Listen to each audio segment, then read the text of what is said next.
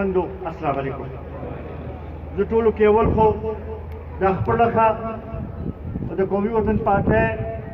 د ټولو کارکنانو د لخوا ډاکټر حکیم صاحب او ډاکټر اکمل خان او د هغوی سره چې کوم نن ګڼ شمېر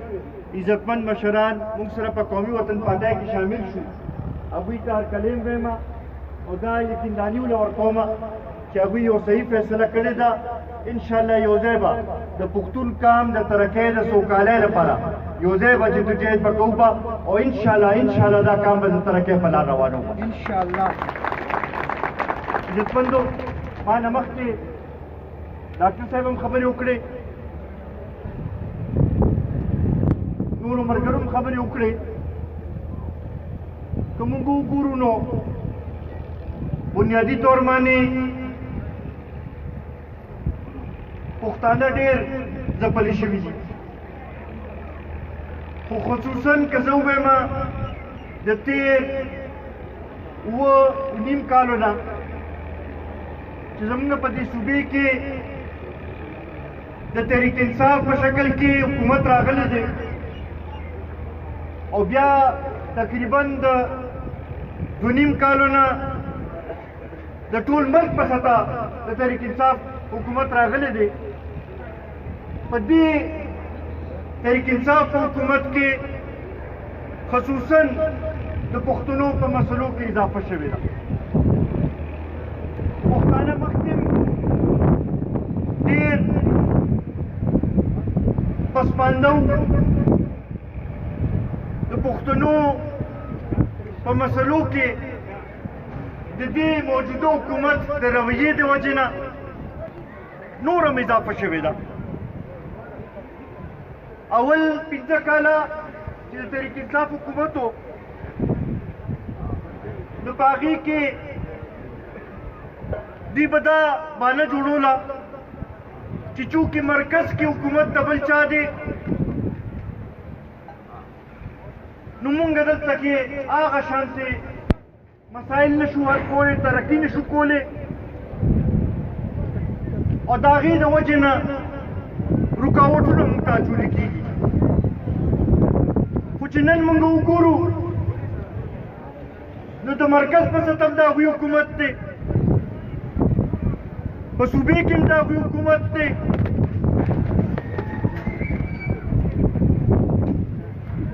خو بیا هم زموږ د مسایلو طرف ته توجه نشته او بیا خصوصا چې کله د مرکزي حکومت هم دوی راغلی دی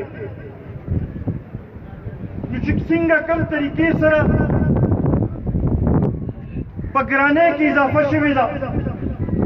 په بېروزګارۍ کې اضافه شوې ده، زما خیال د هغې په تاریخ کې چېرته مثال نه میلاویږي. دې نه مخکې به هم ګراني راتله خو یو نرخ به مقرر شو چې یاره دا اوړه 10 روپۍ ګران شي یا دا دوایي 10 روپۍ ګرانه شوه، خلکو به د هغې په مطابق ځان به لنډ تنګ کو، یو سلسله به یې روانه وه. خو دا حکومت چې کله راغلی دی چې د سهار په کم نرخ باندې اوړه واخلو نو ماښام موږ ته په هغې نرخ باندې اوړه بیا نه میلاویږي. سهار چې په کم نرخ باندې دوایي واخلو ماښام موږ ته په هغه نرخ باندې هغه دوایي بیا نه میلاویږي. سهار چې په کم نرخ باندې چیني موږ واخلو ماښام په هغه نرخ باندې موږ ته بیا چیني نه میلاویږي لګیا دي. ورځ تر ورځه په هغې کې اضافه کېږي او دا پته نه لګي چې دا سلسله به کوم ځای کې ودرېږي به. په یو حکومت کې زما خیال دا هم ریکارډ دی چې 4م وزیر خزانه راغی، اوسه پورې موږ په دې پوه نه شو چې اسدعمر ډېر ښه وزیر دی او هغه سره ټول پلان شته، هغه د خزانې په دغه باندې پوهېږي او هغه چې د ملک معیشت ټینګولی شي. بیا یې هغه لرې کو وایي چې یاره دې نه پوهېږي د هغه په ځای چې دی دوی حفیظ پاشا راوستلو، حفیظ شیخ یې راوستلو. حفیظ شیخ سلسله وچلوله بیا یې هغه لرې کړو چې یاره دین نه پوهېږي بیا یې حماده زر چې دی هغه یو څو ورځو لپاره وزیر کړو بیا یې هغه لرې کړو اوس شوکت ترین وزیر راوستلو او شوکت ترین چې اوس راغی تاسو به بله ورځ د هغه دغه کتلي هغه دا خبره وکړه چې یاره دې نه مخکې چې کوم څومره وزیران د خزانې د هغوی پالیسۍ غلطې وې او د هغوی د پالیسو په نتیجه کې ګراني راغلې ده اوس مونږ دې وزیر اعظم نه دا تپوس کوو چې دا خو ټول تا په خپله خوښ کړي نن ته دې قوم له تا جواب ورکړه چې بی ستا خپل وزیر خزانه دا وایي چې دې نه مخکې ستاسو پالیسۍ ټیک نه وې او د هغې د وجې نه په عوامو باندې بوج راغلی دی نو د دې عوامو نه به بیا معافي څوک غواړي مونږ د وزیر اعظم نه دا مطالبه کوو چې ته دې قوم نه معافي وغواړه لکه چې ستا د حکومت د پالیسو په نتیجه کې عوامو ته نقصان رسېدلی دی عوامو مشکلاتو کې اضافه شوې ده د عوام چې دی هغوی په بېروزګارۍ کې اضافه شوې ده په ګرانۍ کې اضافه شوې ده عزتمندو دغه شانتې وګورو نو صوبایي حکومت ته مونږ ته ښکاري نه چې موجود دی او بیا خصوصا زه به دا وایم چې د پېښور لپاره خو بیخي اړ موجود نه دی د پېښور ضلع کې که تاسو وګورئ دې وخت کې زیاتره سیټونه تحریک انصاف ګټلي ستاسو د کلي نه مې MP شته خو آیا څه فرق راغی څه د عوامو په مشکلاتو کې کمی وشو څه ترقي وشوه څه مسایل حل شو کتابونه روانو نو په هغې کې خو اربونو روپۍ چې دي هغه په پېښور کې ولګېدې د PRT په شکل کې او د نور څیزونو په شکل کې خو د هغې فایده عوامو ته څومره ورسېده څومره د خلکو په ژوند کې فرق راغی هغه به تاسو ته بیا هغې شانتې نه ښکاري نن همدغه وجه ده چې دا صوبایي حکومت داسې ښکاري چې د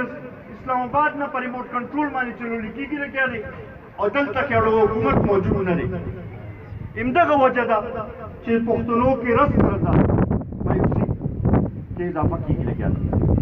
مونږ نن چې دلته کې راغلي یو ستاسو په وساطت سره د پلوسی خلکو ته م وایو د خلیلو ټولو خلکو ته وایو چې مایوسه کېږئ مه پښتون کام مسایل چې دي هغه قومي وطن پارټي حل کولی شي د ملي رهبر جناب آفتاب احمد خان شیرپو په شکل کې یو داسې تجربه کار کس موږ سره موجود دی یو داسې مشر موږ سره موجود دی چې هغه 2 ځله د دې صوبې وزیر اعلی پاتې شوی دی او په هر ځای کې ترقیاتي کار کړی دی خلکو له په زرګونو په لکونو په تعداد کې روزګار ورکړی دی د پښتنو مسایل حل کړي دي دا صوبه ډېر زبردست طریقې سره چلولې ده نن هم د دې ضرورت دی چې موږ ټول راپاسو د هغه لاس مضبوط کړو انشاءالله دا تاسو ته موږ تسلي راکوو چې د هغه لاس تاسو مضبوط کړو هغه سره تاسو ودرېږئ نو د پښتونخوا مسایل به حل کېږي د دې علاقې مسایل به حل کېږي دلته کې به ترقي راشي عزتمندو ماته پته ده چې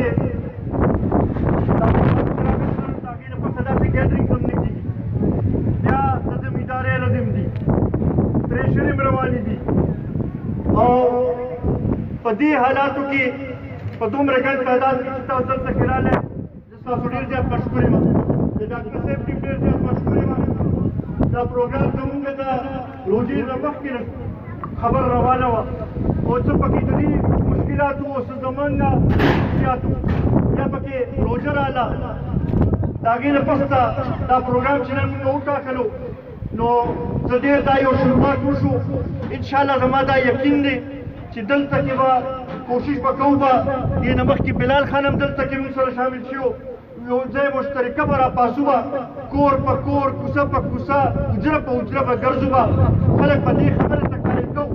چې بهی ټولو له تاسو موقع ورکړئ راځئ چې اوس د جناب آفتاب احمد خان شیرپو باندې اعتماد وکړو هغه له موقع ورکړو انشاءالله تاسو ته دا کوم چې مونږ به تاسو کلم نه مایوسه کوو او تاسو سره لاس کوو چې څنګه چې شهید وطن حیات محمد خان شیرپو د خپل قوم لپاره دې خاورې لپاره د خپل وینې قرباني ورکړه خو د قوم نه وروسته نه شو دا لوز مونږ تاسو سره کوو چې مونږ به د وینې قرباني ورکوو خو تاسو نه به وروسته کېږو به نه او انشاءالله دا قوم به ترقی تاسو د کافي صاحب انتظار کوئ زه به د خپل خبرې راغونډې کړم یو ځل بیا د ډاکټر صاحب هم مشکور یم ستاسو هم مشکور یو انشاءالله راځو به دلته کې ناست ستاسو د خدمت لپاره ستاسو د مسایلو د حل لپاره په هر وخت حاضر یو ډېره مهرباني ډېره مننه